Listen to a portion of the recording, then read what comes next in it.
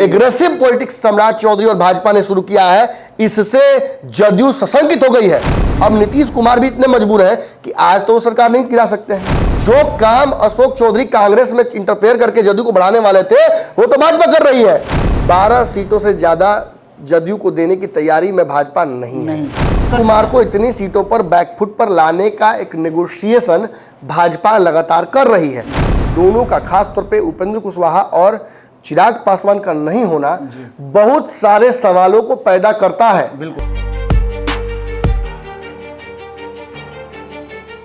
नमस्कार, बहुत बहुत स्वागत करते हैं आपका। पंचनामा है। हालांकि पंचनामा में अक्सर मैं नहीं होता हूं, लेकिन आज पंचनामा बहुत ज़रूरी है और बहुत विशेष भी है, इसलिए आप लोगों के सामने हाजिर हूं, क्योंकि मेरे मन में बहुत सारे सवाल हैं। इन सवालों को कम से कम 6 महीने में हमने इकट्ठा किया है, और आज जब प्रधानमंत्री नरेंद्र मोदी कई अपनी दौरे को कैंसिल करने के बाद पहुंचे बिहार, 2 सभाएं किया, तो 2 सभाओं में बहुत सारे सवाल छोड़ के चले गए।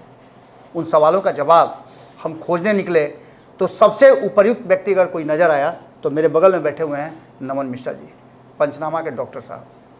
आपको बता दें कि मेरी जिज्ञासा इतनी है, और ख़ास करके इस बात को लेकर के है कि आखिर भारतीय जनता पार्टी ने जो फैसला किया नीतीश कुमार को फिर से लाने का, क्या बिहार में सरकार बनाना उसका उद्देश्य था, या फिर 2024 के चुनाव के लिए वो वोट का जुगाड़ कर रही थी? इन सवालों के साथ हम शुरुआत करते हैं। नमन जी, सबसे पहले तो हम ये जानना चाहेंगे कि नरेंद्र मोदी ने नीतीश कुमार को जो एंट्री किया, कहा कि अगर प्रस्ताव आता है तो हम उनको उस पर विचार करेंगे, ये सारी बातें कहीं ना कहीं हो रही थी, और होते होते अचानक से नीतीश कुमार आ भी गए। तो क्या बिहार में सरकार बनाना जरूरी था, या फिर 2024 का चुनाव जरूरी था? ये 2 गाने हैं जी। एक गाना है बिछड़े अभी तो हम कल परसों, जो एक बहुत पुराना गाना है, जिसमें फिर मिलेंगे बरसों, मौत ना आई तेरी याद क्यों आई, जी, राम दुहाई। बिछड़े अभी तो कल परसों, उसमें कहा था कभी तो कल ही परसों बिछड़े थे। जी जी जीऊंगा मैं कैसे इस हाल में बरसों। जी। बरसों तक तो जीना नहीं पड़ेगा, लेकिन व्यवस्था उसकी कर दी जाएगी। निश्चित तौर पर भाजपा नीतीश कुमार को छोड़कर बहुत असहाय हो जाती है। जी, जी। नीतीश भाजपा को छोड़कर असहज हो जाते हैं। जी। ये दोनों असहायता और असहजता में अनुराश्रीय संबंध है। कहीं वो तस्वीर देख करके तो नहीं बोल रहे हैं आप? अरे बाबा, तस्वीरें तो बहुत हैं। नीतीश और मोदी जी को जब गूगल पर सर्च करते हैं तो हमको लगता है हर मूड स्विंग दिख जाता है, जी, हर भाव भंग में दिखती है। कभी लगता है कि दोनों प्यार करते हैं, कभी लगता है तकरार है, नफरत है, दुश्मनी है, कभी इनका टांग खींचेंगे, कभी उनका टांग खींचेंगे। यही नरेंद्र मोदी को अपदस्थ करने के लिए नीतीश कुमार चले थे, बहुत बड़ी जिज्ञासा लेकर। और यही नरेंद्र मोदी नीतीश कुमार को सबसे गिरा हुआ आदमी मानते थे राजनीति का। सच्चाई है, ये उन्होंने बोला है मंच से। और दूसरा गाना जो है, मेरा पिया घर आया ओ राम जी, राम जी ओ राम जी, हाँ राम जी को लेके आया जी। अब आपने कुछ दिन पहले फिल्म देखी है बाबा, धारा 377। उसमें आपने देखा कि राम जी का रोल करने वाले व्यक्ति मोदी जी का रोल कर रहे हैं। उन्हें भाजपा ये कहना चाह रही है कि मोदी ही राम है, राम ही मोदी है। ये मोदीमय हो चुका है, राममय हो चुका है। अब इससे छुटकारा नहीं है। और आज नीतीश कुमार का जो संपूर्ण कहा जा सकता है न्यौछावर कर देना भाजपा पर, यह साबित करता है कि अब नीतीश भी इधर उधर बहुत जा नहीं रहे हैं। लेकिन नीतीश कुमार और नरेंद्र मोदी के मिल जाने से बाकी बच्चों का क्या होगा? देखिए, फैसला तलाक का पति पत्नी लेता है, बाल बच्चा को उसमें पूछा नहीं जाता है। जी। अब फिर एक हो जाने पर भी मैंने पूछा नहीं जाता है बाल बच्चा से। जी। उनका बंटवारा कर दिया जाता है। कोर्ट भी कहती है कि चलिए तो बच्चा को आप रखिए, इस बच्चा को आप रखिए, ऐसे होता है। जी, जी। निश्चित तौर पर एक बहुत बड़ा फैसला है जो चिराग पासवान के हक का है, उपेंद्र कुशवाहा के हक का है, जीतन राम मांझी के हक का है, पशुपति पारस के हक का है। इनकी रजामंदी, इनकी रायशुमारी के बिना ये फैसला हुआ है। और आज मंच पर इन दोनों का, खास तौर पे उपेंद्र कुशवाहा और चिराग पासवान का नहीं होना बहुत सारे सवालों को पैदा करता है, बिल्कुल, संशय को पैदा करता है, बहुत तरह के जो कयास है उनको जन्म देता है। मैं मानता हूँ कि आपके जहन में कई सवाल होंगे, लेकिन एक बात मैं आपको दावे के साथ कह दूं, आपके हर सवाल का जवाब दे सकता हूँ। मैं उस स्थिति में हूँ कि मैं आपको बता सकता हूं कि एग्जैक्टली कौन पत्ता किस तरफ जा रहा है। जी ये निश्चित तौर पर बदलाव का एक बहुत बड़ा संकेत है। नमन जी, मेरे सवालों में सबसे जरूरी सवाल जो है, आज की परिस्थिति और 2017 की परिस्थिति दोनों एक जैसी कैसे है? क्योंकि 2017 में भी जब नीतीश कुमार स्विच कर रहे थे तो उस समय भी रामविलास पासवान ने ये बात कहा था कि बिना मेरे पूछे आप ऐसा क्यों कर रहे हैं। जी। तो कहा गया था कि हम आगे एडजस्टमेंट कर लेंगे, आप चिंता मत कीजिए, आना अभी जरूरी है क्योंकि हमें लोकसभा का चुनाव जीतना है। एक बार फिर से वही स्थिति नमन जी आ गई। अब चिराग पासवान और उपेंद्र कुशवाहा के लिए क्या रास्ता आपको नजर आता है?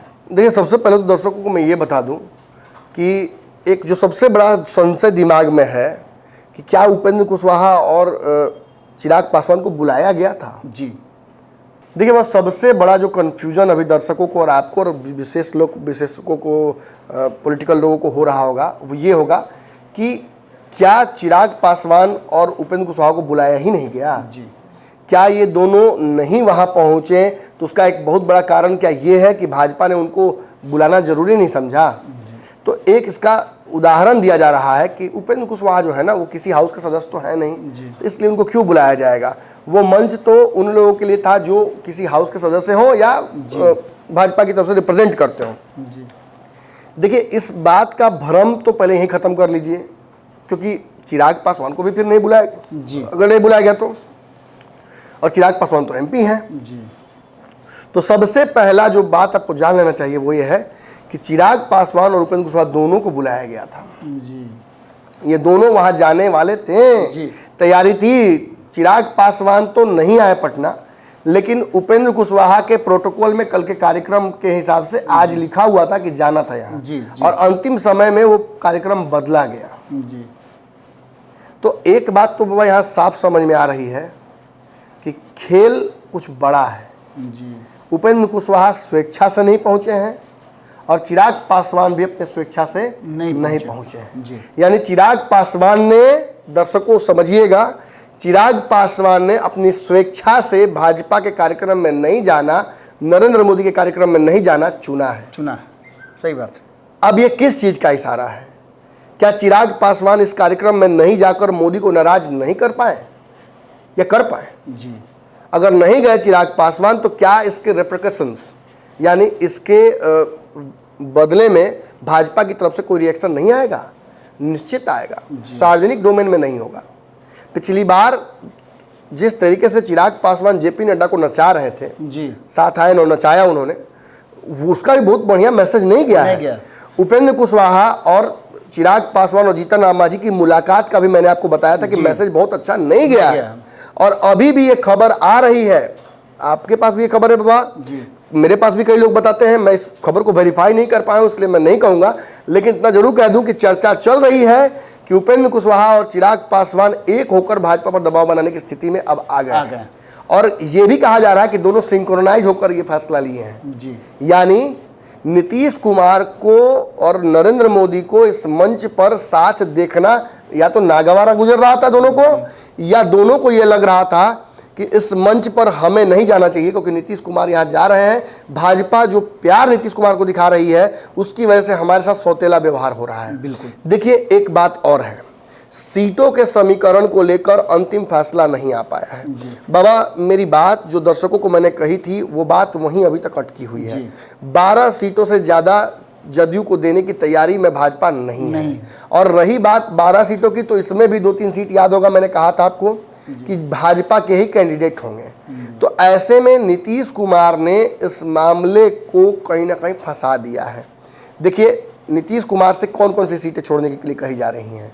लगभग 7-8 सीटें हैं जिन पे नीतीश कुमार को पीछे हटने के लिए कहा जा रहा है। उन सीटों में जहानाबाद की सीट है, काराकाट की सीट है, सुपौल की सीट है, और कई सीटें हैं। जहानाबाद जैसी सीटें तो बहुत सारी हैं। सिवान की भी सीट, सिवान की सीट है, आ रही है, काराकाट की सीट आ रही है, नवादा की सीट है। आपको पता है कि नवादा से अब ज्वाइन कर ली है नीतू सिंह, और नीतू सिंह ने तो शर्त ही रखी थी कि हमको नवादा टिकट दीजिएगा तो हम आएंगे। जी। सुपौल की सीट यहाँ नजर आ रही है। जी। गया की सीट छोड़नी पड़ेगी, भागलपुर की सीट छोड़नी पड़ेगी। अब बताइए मुझे, ये सारी अब नीतीश कुमार को इतनी सीटों पर बैकफुट पर लाने का एक नेगोशिएशन भाजपा लगातार कर रही है। देखिए दर्शकों, एक बात जान लीजिए, 18 तारीख से 22 तारीख के बीच मैंने कहा था कि सीटों का बंटवारा लगभग हो जाएगा। कागज पर ये सीटें अभी भी बटी हुई हैं। भाजपा ने सारे अपने सहयोगियों को ये बता दिया है कि किसको कितना सीट पर लड़ना है। अब दिक्कत क्या है कि इनमें से जो सहयोगी हैं ये अपने सीट की संख्या को लेकर अब तक कंफर्मेशन भाजपा को नहीं दे पाए हैं। नमन जी, एक दो दलों को छोड़ दिया जाए, जैसे मांझी जी हैं और पशुपति पारस हैं, इनकी क्लैरिटी थोड़ी है, लेकिन चिराग पासवान 5 सीटों पर अड़े हुए हैं। वो 6ठी सीट भी मांग रहे हैं बार बार दबाव डालने के लिए, और 5 सीटों की वजह से चिराग पासवान के ये मामला चिराग पासवान की तरफ से फंस जा रहा है। जो चिराग सीटें मांग रहे हैं इसमें 4 सीटें तो नीतीश कुमार की हैं जी, छोड़ना पड़ेगा नीतीश कुमार छोड़ना पड़ेगा, तो ये आसान नहीं है। अब दूसरी तरफ बात है उपेंद्र कुशवाहा के पास। उपेंद्र कुशवाहा जितनी सीटें छोड़ने की बात कर रहे हैं, जितनी सीटें लड़ने की बात कर रहे हैं, वो सभी नीतीश की सीटें हैं। और एक आज जो बड़ी डेवलपमेंट हमें पता चली है बाबा, वो ये है कि नीतीश कुमार से मुलाकात के बावजूद उपेंद्र कुशवाहा की काराकाट सीट जदयू छोड़ने के लिए तैयार नहीं है। काराकाट सीट जदयू छोड़ने के लिए उपेंद्र कुशवाहा के लिए तैयार नहीं है। ये तो बहुत बड़ा खुलासा कर रहे हैं। बिल्कुल बाबा, और ये इतना बड़ा खबर है कि this is very monumental for NDA and NDA's health. वर्तमान में जिस गठबंधन में ये दम्भ भरा जा रहा था कि इस गठबंधन से ज्यादा ताकतवर तो दुनिया में कुछ नहीं है, वो गठबंधन एक सीट के फैसले रास्ता निकलता नजर नहीं आ रहा है। देखिए, उपेंद्र कुशवाहा को आज के मंच पर होना था जी। काराकट को लेकर एक रजामंदी बनाने की कोशिश की जा रही थी। भाजपा ने इस, आपको याद होगा मेरा विश्लेषण, मैंने कहा था भाजपा ने इस सीट को लेकर उपेंद्र कुशवाहा को ठेल दिया कि जाइए नीतीश से बतिया लीजिए जी। ये हमारा काम नहीं है कि हम सीट लेके या छीन के नीतीश से आपको दें, उनको नाराज करें, आपको खुश करें। ये आप दोनों के बीच का फैसला होगा। ये गठबंधन विद इन गठबंधन वाला बात है। गया की सीट के लिए मांझी जी को छोड़ दिया गया, जाइए नीतीश जी से बतियाइए। अब ये काम तो चिराग पासवान से नहीं हो सकता है ना कि आप जाइए नीतीश कुमार से बात कीजिए। उनका तो सीट ऑलरेडी उनका अपना है, और उन्होंने साफ कह दिया या तो हमारी 5 जो 6 सीटें थी पिछली वो मुझे वापस कर दीजिए सारी की सारी, या उनमें से या अगर एक सीट काटनी ही है तो हमारी ये 5 सीटें जो हम नहीं मांग रहे हैं ये दे दीजिए हमको। एक चीज दिखा, तो देखिए आपके स्क्रीन पर आप देखिएगा, ये चिराग पासवान के कैंडिडेट हैं। चिराग पासवान के जहानाबाद के कैंडिडेट हैं। चिराग पासवान इनको इस बार यहाँ से फील्ड करना चाहते हैं। आपको जो देखकर आश्चर्य होगा कि इस कैंडिडेट ने जितने भी सर्वे हुए हैं उसमें भाजपा और महागठबंधन दोनों के प्रत्याशियों को बहुत दूर से हरा दिया है जी। आप देखिए, आपके स्क्रीन पर है, ये नमो ऐप का है जो डेटा, उसमें चितरंजन कुमार जो जहानाबाद से लड़ रहे हैं चुनाव, वो मतलब मुझे तो ये समझ में नहीं आया कितना है, ये 4,92,000 है, और उनके निकटतम मतलब सबसे पॉपुलर कैंडिडेट्स का ये लिस्ट है जी। जहानाबाद का ही नहीं, ये पूरे बिहार का, उसमें नंबर 1 पर चितरंजन है, और उनके नीचे राशना है, उनके नीचे प्रदीप कुमार है। तो आप समझ सकते हैं कहीं ना कहीं ये लिस्ट साबित करती है कि पॉपुलर कैंडिडेट उनके पास है। और जो अब हमारे सर्वे पे मैं आता हूँ, एक सर्वे हमने भी किया है, कई सीटों पर हमने सर्वे किया है, उसमें से एक सीट जो बड़ी महत्वपूर्ण है, जो इस नेगोशिएशन में कहीं ना कहीं नीतीश कुमार और उनके बीच में फंस रहा है, जो सीट कहीं ना कहीं कहा जा सकता है कि ना नीतीश पीछे हटने की स्थिति में फिलहाल है। हालांकि नीतीश कुमार को कुछ सीटों पर पीछे तो हटना ही पड़ेगा बाबा, लेकिन नीतीश कुमार भी जानबूझकर कहीं ना कहीं ये पेच फंसाते नजर आ रहे हैं। देखिए, अब जो सर्वे हमने किया है, जहानाबाद लोकसभा में कौन पहलवान बाजी मारने जा रहा है, इसमें चंदेश्वर चंद्रवंशी जो कि सिटिंग सांसद है जदयू के, इनको 5% वोट मिला है। तो काफी शॉकिंग है एकदम। तब और शॉकिंग है जब आप इस पे देखते हैं कि महागठबंधन के सुरेंद्र यादव को 36% मिला है जी। वहीं से अजय कुशवाहा है, उनको 19% मिला है। एक और रणविजय सिंह है, उनको 1% मिला है। इसमें चितरंजन कुमार को 40% मिला है। ये आंकड़ा यही नहीं रुकना है। अब मैं बताता हूँ एक और सीट आपको।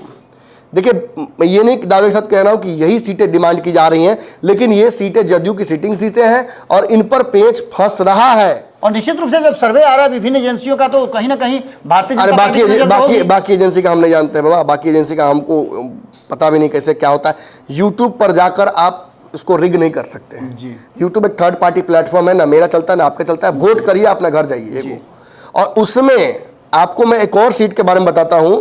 जहानाबाद के अलावा एक सीतामढ़ी सीट है जी। सीतामढ़ी सीट जो है उस पर भी हमने सर्वे किया है। उस पर भी देख लीजिए, देवेश चंद्र ठाकुर कहीं दूर दूर तक नजर नहीं आ रहे हैं जी। उसमें अर्जुन राय 52% पर है, रामेश्वर महतो 13% पे है, माधव आनंद 13% पे है। ये दोनों कैंडिडेट बताया जा रहा है कि जो जदयू के प्रत्याशी हैं उनको हटाकर ही वहां से लड़ने की तैयारी कर रहे हैं। अब एक और सीट बताता हूं मैं आपको, सुपौल की सीट। सुपौल की सीट पर सिटिंग सांसद जो दिलेश्वर कामत है उनको 12% हमारे सर्वे में आया है जी। 5000 लोगों ने भाग लिया है सर्वे में, ज्यादा 5000 ज्यादा ही हर सर्वे में है, लेकिन इसमें 5000 लोग हैं। 12% दिलेश्वर कामत को आता है। बैद्यनाथ मेहता जो कि RLM के प्रत्याशी हैं उपेंद्र कुशवाहा के तथाकथित स्वघोषित जो कही आप जैसे, 68% इनको आया है। भी चौंकाने वाला है। राम कुमार राय को 10% आया है, बिस्मोहन कुमार को 4% आया है, पिंटू मंडल को 5% आया है। अब जरा मुझे ये बताइए, इन सीटों पर क्या जदयू कमजोर नहीं है? बिल्कुल क्या कमजोर। इन सीटों पर जो राष्ट्रीय स्तर के चैनल है वो भी अपने तरफ से जब सर्वे करते हैं तो इन सीटों पर कमजोर नहीं दिखाते जदयू को? दिखाते हैं। बिल्कुल। जब हर जगह जो सीटें नेगोशिएशन में मांगी जा रही हैं जदयू कमजोर है ही, और एंटी इनकम्बेंसी के लॉ के तहत भी वहां पर अगर चेहरा बदल दिया जाए तो एनडीए को फायदा हो सकता है, तो फिर ये पेच फंसाया क्यों जा रहा है? जी। नीतीश कुमार क्यों चाहते हैं कि इन सीटों पर पेच फंसा रहे हैं? देखिए, एक बात तो यहाँ समझनी पड़ेगी दर्शकों को भी, हमें भी, आपको भी, और कहीं ना कहीं जो राजनीतिज्ञ हैं उन्हें भी। जिन सीटों की संख्या भाजपा ने लगभग तय करके अपने प्रत्याशियों, अपने जो घटक दल है उनको, सहयोगी उनको बता दी है, उस पर रजामंदी बनती अब नहीं दिख रही है। उपेंद्र कुशवाहा, चिराग पासवान का आज के मंच पर नहीं जाना, मेरे हिसाब से, अगर एक शब्द आप कहिएगा कि आप दीजिए इसको क्या आप मानते हैं? क्या ये बगावत है? क्या ये नेगोशिएशन टैक्टिक्स है? पावर पॉलिटिक्स है? ये एक विनम्र विद्रोह है? क्या है? ये पूरी तरीके से बगावत है। ये मेरे शब्दों में एक विश्लेषक जो लगातार बिहार की राजनीति को आपके समक्ष लेकर आ रहा है, दिस इज प्योर म्यूटिनी। और इसकी वजह से आप एनडीए के स्वास्थ्य को एकाएक चरमराकर आईसीयू में जाते देखिएगा। इसका सीधा मतलब ये कहीं माना जाए क्या नमन जी कि भारतीय जनता पार्टी ने जो फैसला किया है नीतीश कुमार को लाने का, वो फैसला उसका उल्टा पड़ता नजर आ रहा है? बाबा, किसी से पूछ कर लेते तो शायद ये फैसला होता ही नहीं। बिल्कुल। अगर रजामंदी से होती, अगर सबकी रायशुमारी होती तो ये फैसला ऐसे नहीं होता। नीतीश कुमार को किसी और टर्म पर शायद उपेंद्र कुशवाहा और बाकी लोग एक्सेप्ट कर लेते। चिराग ने तो शर्त ही रख रखी थी 4 कि उपेंद्र कुशवाहा नीतीश कुमार कभी वापस नहीं आए, हमको ये 4 सीटें वापस मिले, हमको पुराने नेगोशिएशन के हिसाब से रखा जाए, चाचा को हटाकर हाजीपुर सीट मुझे दी जाए। इन सारे समीकरणों पर किसी ने हाँ कहा होगा भाजपा से, तभी तो वहां पहुंचे होंगे चिराग पासवान इंडिया गुट में। और भारतीय जनता पार्टी तो अलग हो गए थे, उनका यूज भी किया है। वो तो अलग होकर अलग चुनाव लड़े थे, वो तो उपचुनाव अलग लड़े थे, उसके बाद चिराग को वापस बुलाया गया था। बिल्कुल, बिल्कुल। जो एमएलसी चुनाव उससे पहले। मतलब कहीं ना कहीं सब कुछ ठीक नहीं है एनडीए गठबंधन में। और दर्शकों, ये बात भी जान लीजिए कि ये कोई ओवरनाइट नहीं हुआ है, ये ज्वालामुखी तो अंदर अंदर फट ही रहा था। हम सभी विश्लेषकों को, खासतौर पर मुझे ये लगता था कि चूंकि नीतीश कुमार की महत्वाकांक्षा ये लोकसभा चुनाव नहीं है, उनके लिए इस वक्त फिर से मुख्यमंत्री बने रहना इंपॉर्टेंट है, इसलिए नीतीश कुमार थोड़ा क्या नहीं कहते हैं, थोड़ा अनसीन कर देंगे। अब 5 सीटें 6 सीटें काट दिया। अरे किसी भी अगर लोकसभा प्रत्याशी से या किसी सांसद से नीतीश कुमार को मोह माया होता तो इतना निर्मोही की तरह फेंक देते, कभी ललन सिंह के पास, कभी किसी और के पास।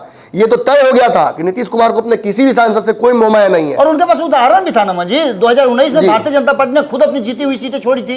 बिल्कुल। तो भाजपा ये करते आई है, मैंने अपना कुर्बानी। अब नीतीश कुमार की बारी, तो नीतीश नहीं कर रहे हैं, लेकिन यही समझाने में आया।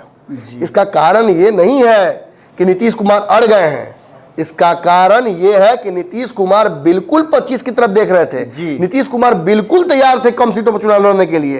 एकाएक डेवलपमेंट जो बिहार की राजनीति में होने लगा और जो एग्रेसिव पॉलिटिक्स सम्राट चौधरी और भाजपा ने शुरू किया है, इससे जदयू सशंकित हो गई है। डर गए हैं नीतीश कुमार, उनके आसपास के एबीसीडी डर गए हैं, दिमाग काम नहीं कर रहा है। अशोक चौधरी जिस स्थिति में कल परसों तक थे, आज उनके चेहरे पर हंसी गायब हो गई है। ये इसलिए हो रहा है कि जो काम अशोक चौधरी कांग्रेस में इंटरफेयर करके जदयू को बढ़ाने वाले थे, वो तो भाजपा कर रही है। मैंने कल भी कहा कि नीतीश कुमार को अब तो भाजपा टेक्निकली मार रही है। कल तक ताकि भाजपा डायरेक्ट लड़ रही थी, नीतीश कुमार टारगेट पे थे, अब आप टारगेट पे नहीं है, हम तो आपके दुश्मनों को टारगेट कर रहे हैं।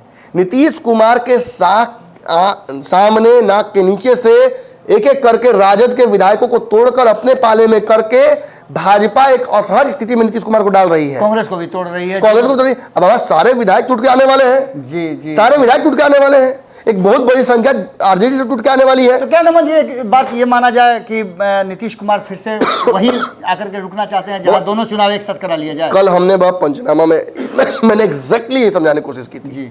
एग्जैक्टली मैंने मैथमेटिक्स के द्वारा समझाने की कोशिश की थी कि कैसे एमएलसी चुनाव में भाजपा ने अपना मैंने जो सिक्का है वो बुना लिया जी। और अपने ही नहीं बल्कि जीतन राम मांझी के भी 4 विधायकों में अपने 16 विधायक जोड़कर 17 उनको भी एमएलसी देने की तैयारी है, उनको भी अपना बनाया बिल्कुल। तो सबकी मजबूरी हो गई ना। अब नीतीश कुमार भी इतने मजबूर हैं कि आज तो वो सरकार नहीं गिरा सकते हैं जी। तेजस्वी यादव जो हंस के गए जिस तरीके से, नीतीश कुमार बहुत असहज अंदर से होंगे। बिल्कुल, बिल्कुल। और आज कार्यक्रमों में जाना, मोदी जी के साथ मंच साझा करना, वो सब कुछ अपनी तरफ है, वो सब एक तरफ रखिए। और सीटों को लेकर अंतिम लड़ाई जो है उसमें पेच फंसाना नीतीश कुमार का जबरदस्ती टांग डाल के जी। ये एक अलग कहानी कहता है। भाजपा को नीतीश कुमार के खिलाफ ना सामने से कोई युद्ध करने देंगे नीतीश कुमार और ना पीछे से युद्ध करने देंगे, ये इशारों में उन्होंने कह दिया है। उपेंद्र कुशवाहा के लिए और चिराग पासवान के लिए कौन सा रास्ता बचता है?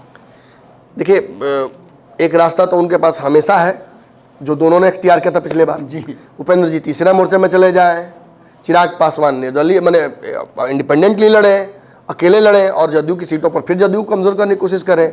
लेकिन ये बार बार कोलेट्रल डैमेज बनकर उपेंद्र कुशवाहा और चिराग पासवान भी समझ गए हैं कि इसका कोई भविष्य नहीं है। ये दूसरे के कंधे का हथियार बनने से अच्छा है कि हम अपने आप को मजबूत गठबंधन में रखें।